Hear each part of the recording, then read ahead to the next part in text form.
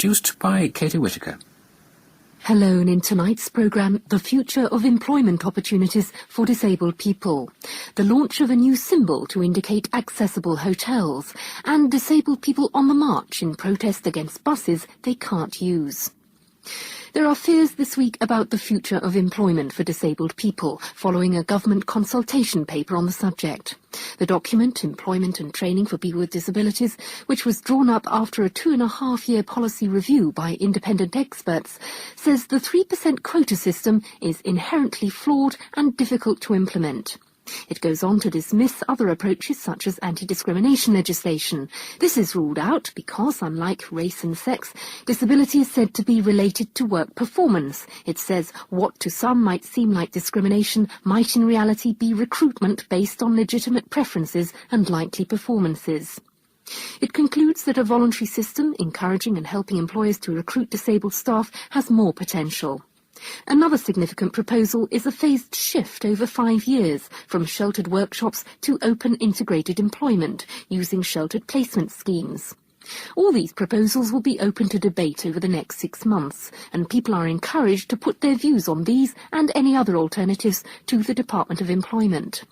But I asked Lord Strathclyde, Minister with special responsibility for the employment of disabled people, whether the answer to ensuring good job prospects for disabled people wasn't enforcing existing legislation such as the 3% quota, rather than replacing it. The difficulties that exist with the 3% quota are relatively well known. First of all, we were criticised in the Public Accounts Committee about how the 3% quota system worked because there are not 3% registered disabled people within the workforce. And so that means that it's mathematically impossible for employers to come up to their 3% level. But doesn't that mean then that we should be perhaps putting the message across in such a way that people will register?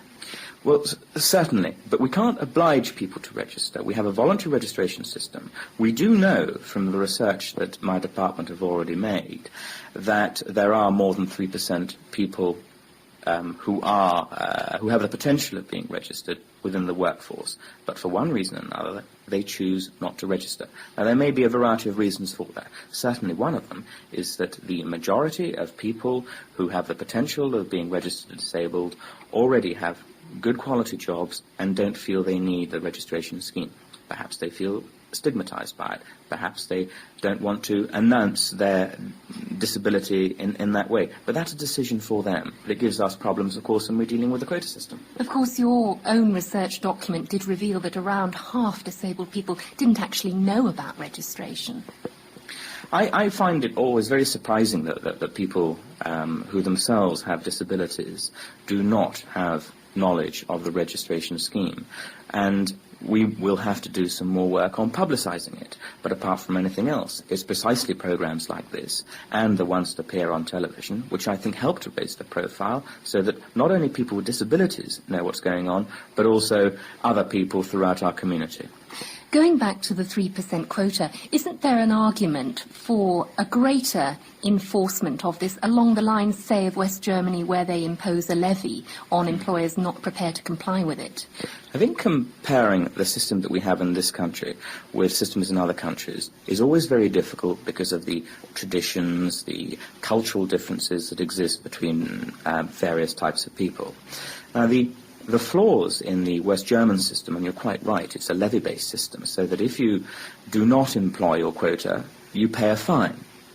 But I feel that there is an option then for employers to actually pay not to employ people with disabilities, and I'm not convinced that's terribly helpful. Also, the German system, from the research that we've done, we see it seems to indicate that only 20% of firms actually come up to their full quota, which is not better than we do in this country. And also, it tends to segregate people away from integration and into the more specialised sheltered workshop type employment. So I don't think there's anything particularly brilliant about the German system, but we've put it in the consultation document, we've highlighted the flaws, but we are very happy to listen to the views of the consultees.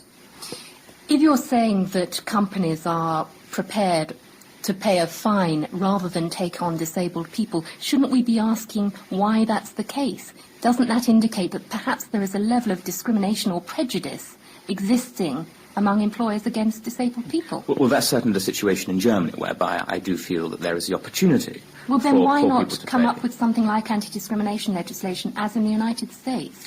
Well, again, in the United States, they're about to sign this anti-discrimination law, and we will have to see very carefully exactly how it's going to work.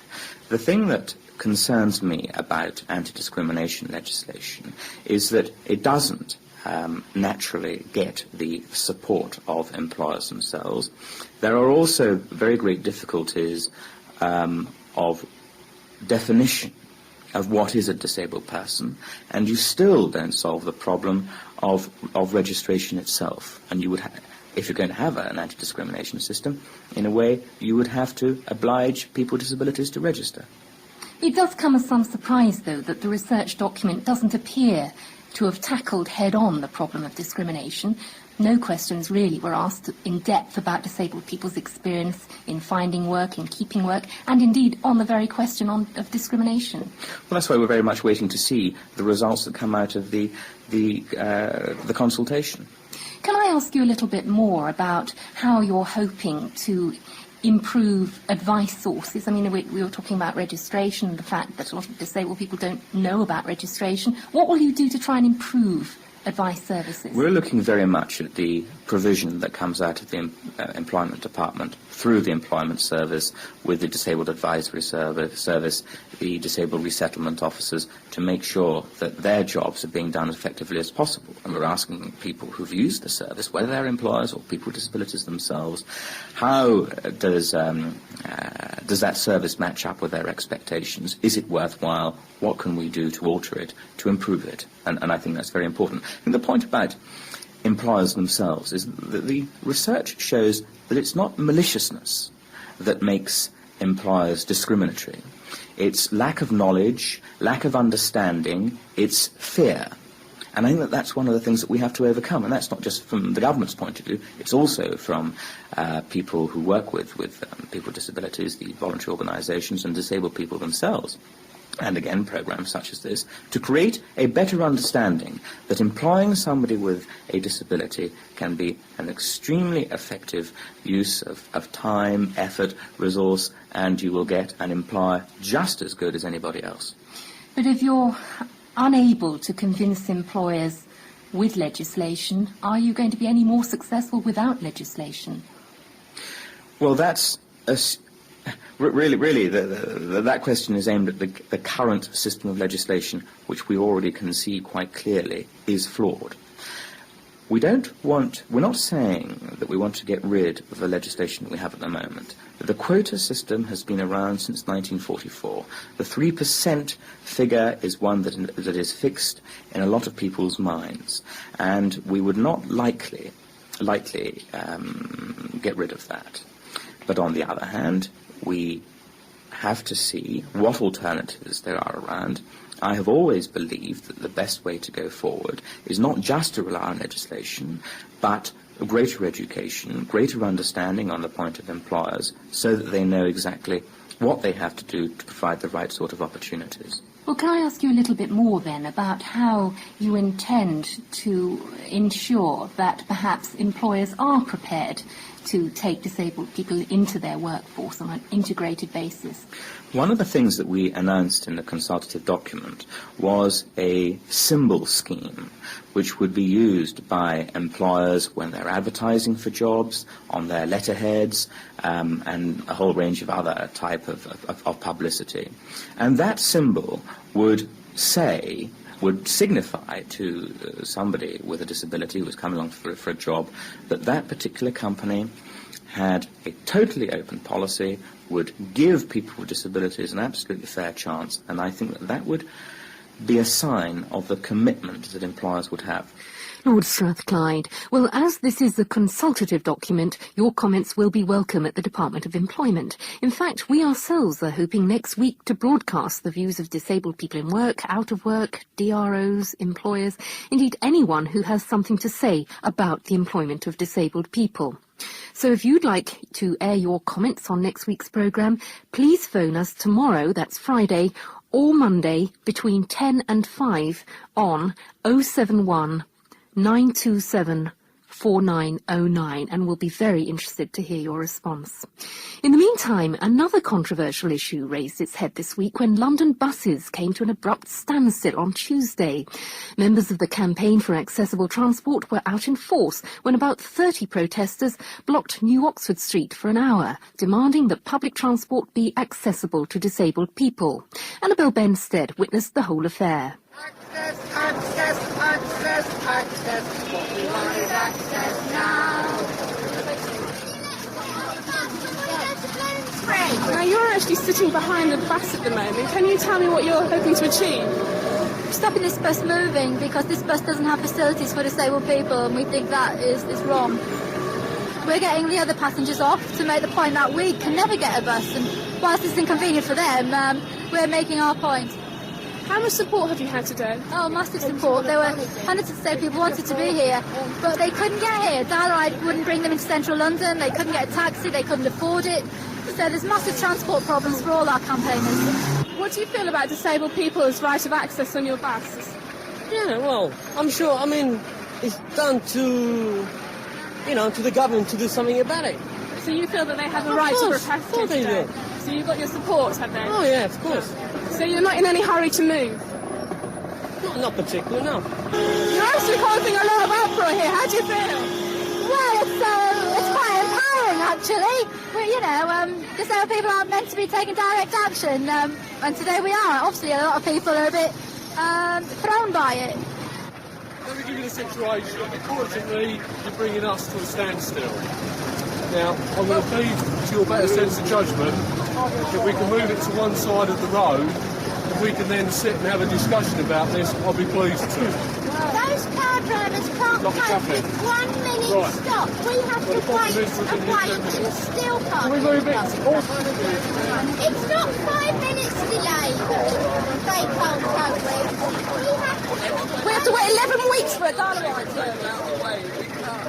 I'm very concerned about the traffic situation in London because I'm a cyclist, and I really think it's really fantastic to see here that those who are least able to demonstrate actually making a point. Annabel Benstead, with disabled wheelchair users bringing London to a stop.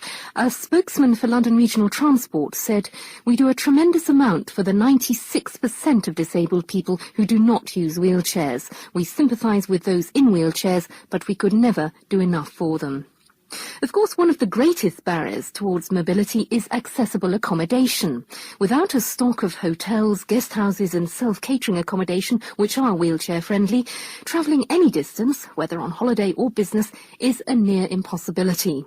After several years of negotiation, a new wheelchair-accessible symbol was launched this week. It's part of a major initiative in the Tourism for All campaign to encourage Britain's tourism industry to meet the needs of customers with disabilities. From now on, the accessible symbol, which is a colourful picture of a suitcase, umbrella, beach ball and wheelchair underlined with the words accessible, will be awarded only to those establishments which meet specific building design criteria. I spoke to Paul Bush, chair of the Hotel and Holiday Consortium, an initiative set up by the Spinal Injuries Association and the driving force behind this new symbol. I asked him why a change was necessary. Sorry to say the general standard is abysmal for disabled people. Hotel bedrooms and toilets are inevitably badly designed, and those people who are responsible for the design of these have no idea whatsoever of what a disabled person really needs to be able to cope independently themselves. Are these hotels which have already got the wheelchair symbol, or are these hotels just across the board? Oh yes, the wheelchair symbol seems to be everybody's symbol. It means absolutely nothing. I'm sorry to slate it, but no disabled person can rely on the wheelchair symbol, and I think we are going to put that right. The symbol will be accompanied by a handbook giving comprehensive advice on design for hotels and guest houses. That book has been produced by Holiday Care Service, which was set up by the English Tourist Board to offer advice and information to holiday makers persons with disabilities. Mary Baker, Chair of Holiday Care, is also Chair of the Tourism for All campaign. The new Tourism for All accessible symbol is really a gold star symbol. It's the real top of the range. We hope that we're going to see a lot of establishments now able to display it, but basically it's got 4 fairly simple but important criteria. The public entrance has to be accessible from a car park or a setting down point. A parking space has to be available to be reserved, if there is one, for a disabled guest. Disabled people have to have access to all the public areas such as restaurants, bars, TV lounge, reception areas, and of course, particularly important, at least one guest bedroom has to be fully accessible together with the bathroom and WC facilities. And in our publication today, we've actually got a series of checklists so that establishments can do their own initial assessment of their own accessibility. And if they think they're going to measure up, then they can apply to the Hotel and Holiday Consortium or the Holiday Care Service for an objective verification to see whether they can display the new Tourism for All accessible symbol. The 4 criteria are only a minimum. Whether the hotel bearing the new sign has 20 accessible bedrooms or only 2, for example, will be the kind of information you'll have to find out for yourself. Nevertheless, there are some people who complain that the minimum criteria should have included provision for a unisex accessible toilet in reception areas, not just in individual hotel rooms, a point I put to Stephen Bradshaw, Director of the Spinal Injuries Association. The minimum standard covers, if you like, from BS 5810, absolutely accessible new build, down to the small guest house. Now, clearly, a small guest house isn't going to have a unisex loo, so we must be clear that this new minimum standard applies to people who are going to stay overnight at hotels and accommodation, because we cannot accommodate the fact that some middle-range hotel may have beautifully accessible bedrooms, but the public toilets for conference facilities may not be unisex, and therefore we've got to really press very hard to ensure that all these hotels do have unisex loos, but we cannot build that into our standard because of the range of accommodation we cover. The success of the initiative depends on how effectively it's monitored, and that's the job of the Holiday Care Service. Mary Baker. We hope that it will work. The Holiday Care Service has had 2 years' experience of working on a verification programme for the tourist boards. And so we've got our questionnaires down to quite a fine art. We've got the measurements that we know have to be maintained. And we've got the staff, we believe, to be able to ensure that this will work well from the start. Isn't there a danger that if the criteria are so strict that hotels might make a commercial decision not to welcome disabled people because of the extra expense involved in bringing their facilities up to scratch? Well, building regulations are enormously helpful in this. The 1987 building regulations and a lot of other legislation that's come through in the 80s is actually requiring new building to be accessible, particularly for hotels at ground floor levels. And we're encouraging the Department of the Environment to look again at building regulations and to include major alterations and also to harmonise building regulations as between Scotland and England. Building regulations or no, the problem remains that the majority of accessible hotels are at the top end of the market. John Stamford, editor of the Radar Holiday Guides, is concerned that the Tourism for All campaign pays little regard to the need for low-cost accommodation. The OPCS survey showed that there were as many disabled people who were not able to go on holiday because they couldn't afford it as there were who had problems with the buildings or with the absence of care. But what's the answer, short of giving people a grant to go on holiday? Well, that might be an interesting approach. The other approach, I think, which would help, is that a few years ago the government stopped the English Tourist Board giving grants to providers of tourist accommodation. Those grants are still available in Scotland and Wales, and they are being used there positively to encourage low-cost, accessible accommodation in the private sector that can be used by disabled people. And I would very much hope that the government would reconsider its position in England. John Stamford raised that point at the launch with Lord Strathclyde, on this occasion wearing his tourism minister's hat. But as Will Forrester, London's one and only disabled tourist guide, points out, the response wasn't very satisfactory. What came out was that basically, if the Tourism for All message was broadcast, that would probably do the work itself. And I fear, therefore, the nitty-gritty, when it comes down to small establishments, i.e. the actual cash for further adaptations, may be thin on the ground. Money will not come into it. People will say, well, actually, I want this award because it's got kudos with it, and it will mean that disabled people will be able to ring up a hotel where they've seen this symbol in one of the guidebooks and know that they can just book a room and not have to do any other checks at all. So this is a brilliant step forward, and we do hope, speaking as a member of the Hotel and Holiday Consortium, that it will go international, and then that is going to mean a major step forward for everybody who uses a wheelchair. Stephen Bradshaw. One of the first establishments to receive the new Accessibility Award is the Jane Hodge Hotel near Cowbridge in South Wales, which is built by the John Grooms Association. Marlene Pease went along last week when the staff were coping with last-minute chores. Several disabled visitors were there for a trial run. This hotel, set in rural Wales, is built to 4-star standard and has already cost over £2 million. It aims to set new standards in holiday and respite care accommodation for disabled people, their families and friends. I found it very good, actually. It was unusual to be called Mr. Dick as soon as you come in through the, that certainly shows that it isn't a residential home, which is the kind of life I'm used to. I've been in residential care all my life, and I've never been called Mr. Dick in that sort of situation at all. So, yes, it's definitely a hotel. No hospital. Yes, definitely very good. Yeah. Would you come again? Yes, I would. What star rating would you give the hotel?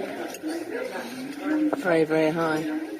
Two holidaymakers whose comments were music to the ears of Charles Moore, Executive Director of John Grooms. We have avoided every semblance of hospital institutionalisation. We hope that people will come here and they won't find the special bathrooms unless they are pointed out to them, or the bedpan steriliser, or whatever. It's all been hidden away, but the first-class facilities are all here. But we hope people will come and say it's just another good standard hotel. The big extra is that care staff will also be available around the clock, in addition to the usual hotel staff.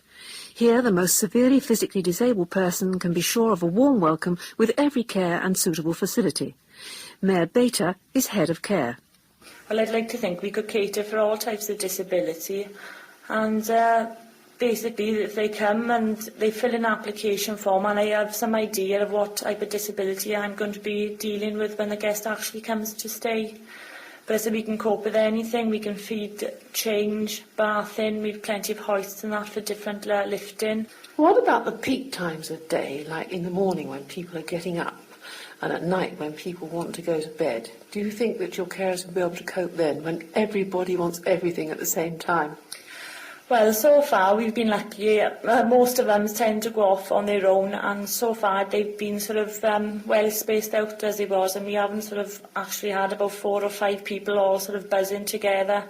But yeah, I think we could cope if they all sort of started buzzing. So, with the problem of care out of the way, what is there to do in and around the hotel? One area boasts a magnificent pool, complete with hoist and jacuzzi. I asked Charles Moore what the guests made of the latter. Oh, it's very popular. We had 6 people in it last night, and the first disabled people used it last night, and they were delighted with it. They were really enjoying the experience. Now, you wouldn't perhaps expect to find a sauna bath for disabled people. What's the thinking behind that?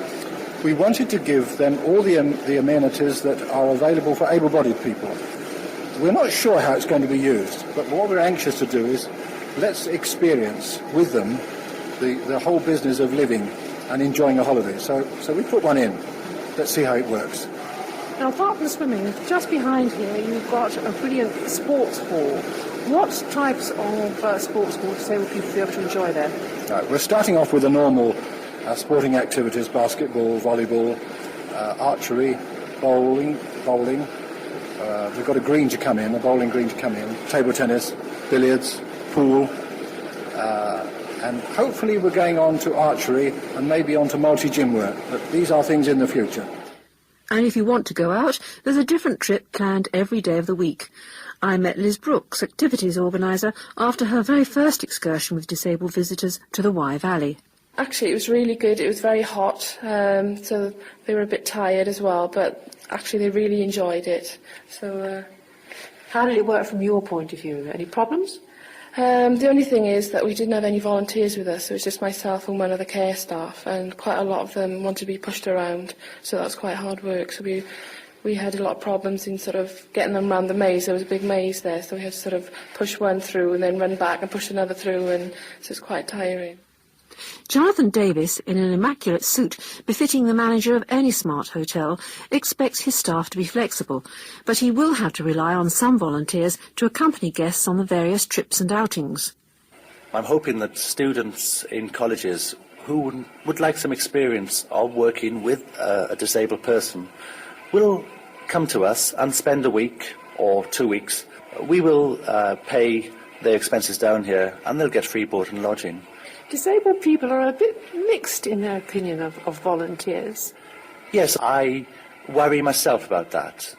But on any outing that the guests will be going on, there will be a fully trained care assistant with them, so there's no need to worry that there's only going to be volunteers going out with them. The cuisine is one of the highlights of any holiday, and I don't think there'll be any disappointments here. We just wanted to choose, give them a wide choice, choices without sauces for those who just like plain food, and we wanted to include soft, easy to manage food for people who can't eat all that well.